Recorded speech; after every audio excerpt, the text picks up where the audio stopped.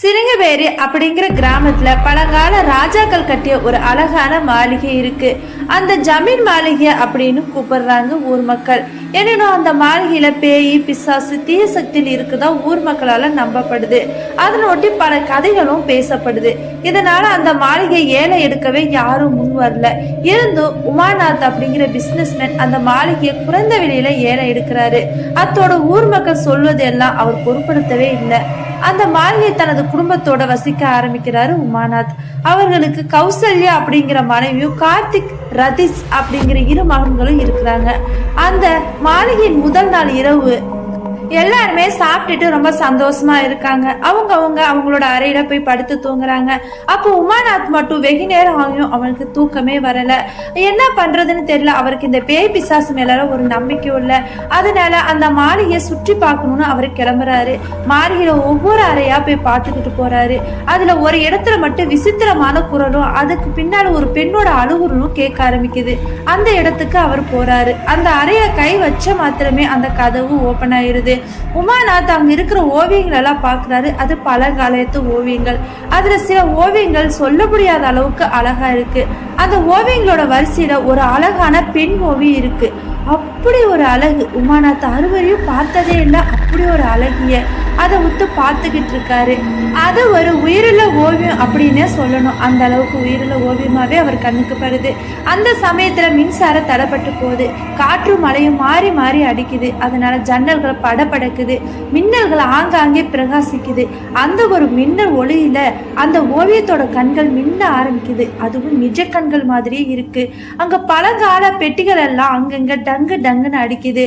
அப்போதான் அங்க ஒரு கடிகாரம் இருக்குது. டாங் டாங் அப்படின்னு சொல்லிட்டு 12 முறை அடிச்சு ஓயுது. தன்னை அறியாமல உமாநாத்தோட மனதுல ஒரு விபரீதமான பயம் குடிபுண்டு போகுது. அந்த சமயம் யாரோ தனக்கு பின்னால ஓடுவது மாதிரியான பிரம்ம அவருக்கு ஏற்படுது. கொலுசு சத்தம். அந்த இடத்துல நோக்கி திரும்பி பார்க்கிறாரு. அங்க யாருமே இல்லை. அந்த ஓவியத்தை நோக்கி தனது முகத்தை திருப்பி பார்க்கிறாரு. அதே சமயம் அந்த ஓவியம் ஆக்ரோஷமா மாறி அவர் முகமா வந்து திடீர்னு ஒட்டிக்குது. உடனே அந்த ஓவியத்தை தூக்கி எரிஞ்சிட்டு விடுவிடுன்னு அங்கிருந்து கிளம்பி போறாரு. ஆனா அதே சமயத்துல யாரோ அவரை பின்தொடர மாதிரி அவருக்கு ஒரு உணர்வு ஏற்படுது. மல்லிகைப்பூ வாசம் மூக்க தொலைக்குது. சற்று தூரத்துல வந்து அவருக்கு யாருமே இல்லை. ஆனா மனதை தைரியப்படுத்திக்கிட்டு யாரது யாரது பின்னால் வருவது யாரது அப்படின்னு கேட்டுக்கிட்டே அவர் போறாரு. ஒரு பெண்ணோட குரல் கேக்குது. சிரிப்பு சத்தம் அதிகமாவே கேக்குது. பதில் எதுவும் கிடைக்கல. சில கணங்கள்ல அந்த சிரிப்புலி சத்தமும் அழுகியா மாற ஆரம்பிக்குது. பயங்கரமான அலறல் சத்தமும் வருது. உமாநாத் திருக்கிறாரு. அவரோட இதயம் வேக வேகமா அடிச்சுக்குது. இடியுடன் கூடிய அந்த மின்னல் ஒளியில அவளோட முகம் தெரியுது. அது ஒரு கோர முகம். அவளோட தலைமுடி வானத்தை நோக்கி மேல் நினைந்து நிக்குது. உதடுகள் எல்லாம் பாலம் பாலமா வெடித்திருக்கு. பூமியில இருந்து புதைக்கப்பட்ட பிரேதம் ஒண்ணு எலும்பி வர்ற மாதிரி ஒரு தோற்றம். அது பயந்த உமாநாத் அப்படியே கீழே சரிஞ்சு விழுகிறாரு. அவர் கையில் வைத்திருந்த அந்த டார்ச் லைட் இருள பளபளக்குது. மறுபடியும் உமாநாத்தின் கால்களை கூரிய நகங்கள் கொண்ட ஒரு கை பிடித்து இழுக்குது. அந்த பெண் இல்லை இல்லை, அந்த பிரேத ஆத்மா வலிமையா கைகளை உமாநாத்தோட கத்த முயற்சிக்கிறான். ஆனா கத்த முடியல. வாய் மட்டும் திறக்க முடியுது. ஆனா அவரால் கத்த முடியல. மூச்சு அடைத்து இதயமே துடிக்க ஆரம்பிக்குது. ஒரு கட்டத்துல துடிதிரித்து அந்த இதயமும் நின்று போகுது. உமாநாத் இறந்து போறாரு. அடுத்த நாள் காலையில தன் உமாநாத் மரணம் குறித்து அவரோட குடும்பத்தில் இருக்கிறதுக்கு தெரிய வருது. அதனால அவங்க குடும்பமே அதிர்ந்து போகுது. முக்கியமா அவரோட மனைவி கௌசல்யா செய்வதறியாது தவிக்கிறா. ஊர் மக்களோ இதெல்லாம் அந்த ஆத்மாவோட செயல்தான் அப்படின்னு கிசுகிசுவா பேசிக்கிறாங்க. நாட்களும் நகர்ந்து போகுது. உமாநாத் இறந்த அன்று அமாவாசை ஏறக்குரிய அடுத்த அமாவாசை வந்துகிட்டு இருக்கு. கட்டிலில் நன்கு உறங்கிக்கிட்டு இருந்த கௌசல்யா ஒரு வித்தியாசமான அலறல் சத்தத்தை கேட்கிறா. கேட்டு திருக்கிட்டு கண் விழிச்சு எந்திரிச்சு பாக்குறா. அலறல் சத்தத்தோட இப்போது அழுகை சத்தமும் கலந்து வருது. அந்த இடத்துக்கு நகர்ந்து போறா கௌசல்யா. அது ஒரு அறை. அந்த அறையில அழகான அந்த பெண்ணோட ஓவியம் இருந்தது. கௌசல்யாவோட கண்களை நம்பவே முடியல. காரணம் அந்த பெண்ணோட ஓவியம் அவ்வளவு அழகோட காணப்படுது. உண்மையிலே இது ஒரு கற்பனை ஓவியமா, இல்லை உண்மையிலே இப்படி ஒரு பெண் வாழ்ந்தாளா அப்படின்னு தனக்கு தானே முணுமுத்துக்கிறா கௌசல்யா. அந்த ஓவியத்திலிருந்து அந்த பெண்ணோட கண்கள் ஜொலிக்க ஆரம்பிக்குது. கிட்டத்தட்ட ஒரு வைரக்கல்லில் ஒளிப்பட்டால் எப்படி மின்னுமோ அப்படி கண்கள் பிரகாசத்துடன் ஜொலிக்க ஆரம்பிக்குது. அதை கண்டோட திடுக்கிறா கௌசல்யா. ஒரு கணம் அதை அனைத்துமே தன்னுடைய கற்பனை தானோ அப்படின்னு எண்ண ஆரம்பிக்கிறான். இருந்தாலும் அவளோட உள்ளுணர்வு தான் காணும் காட்சி உண்மைதான், ஏதோ இங்க தவறு இருக்கு அப்படின்னு நினைக்கிறா. இதனால குழப்பம் அடைந்த அவ கணேசனோட பஞ்சதந்திர மந்திரத்தை உச்சரிக்க ஆரம்பிக்கிறா.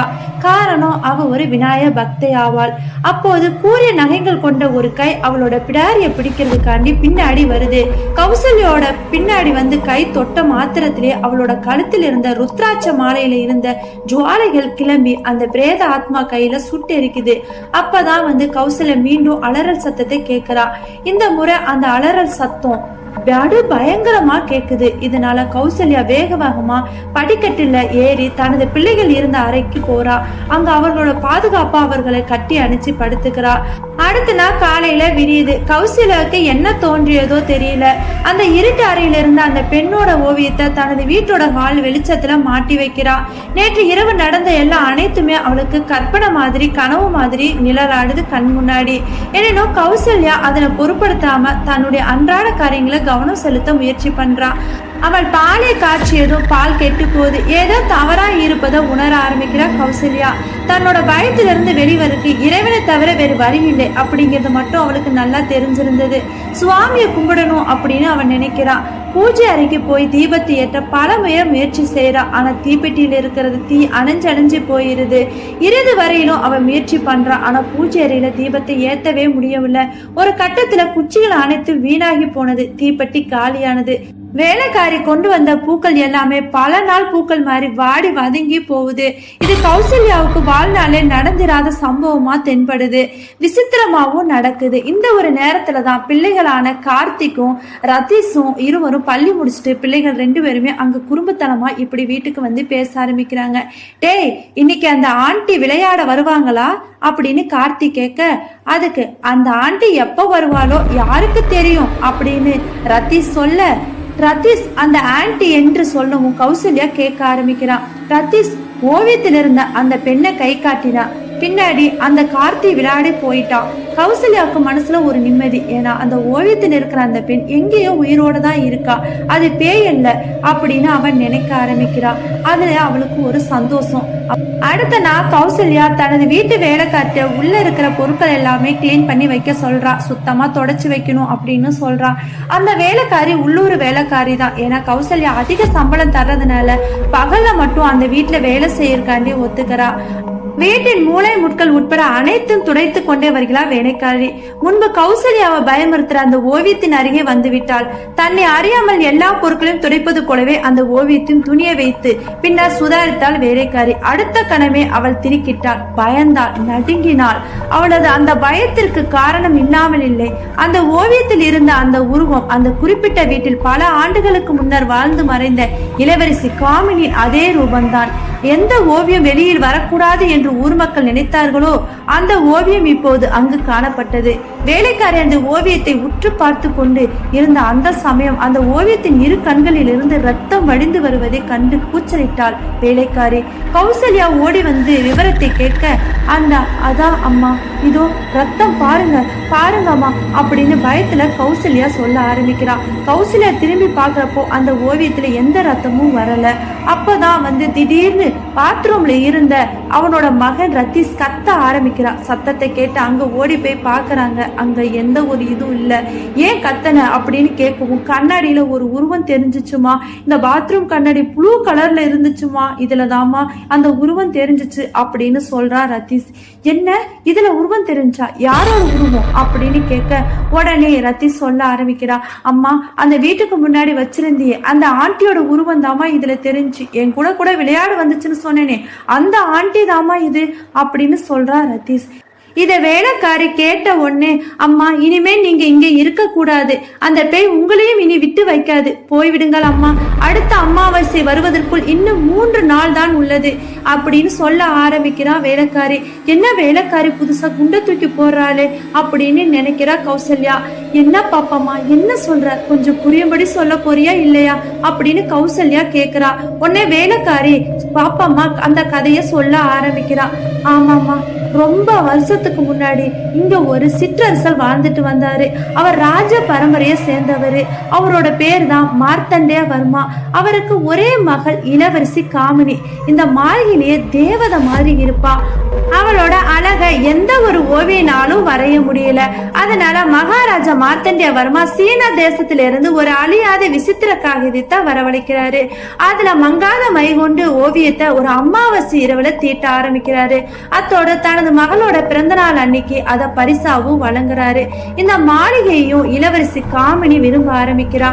அதோட தன்னோட தந்தையும் உயிராவும் நினைக்க ஆரம்பிக்கிறா. இப்படி போயிட்டு இருக்கிற சில நாட்கள்ல அங்க ஒரு கலெக்டர் வர்றாரு.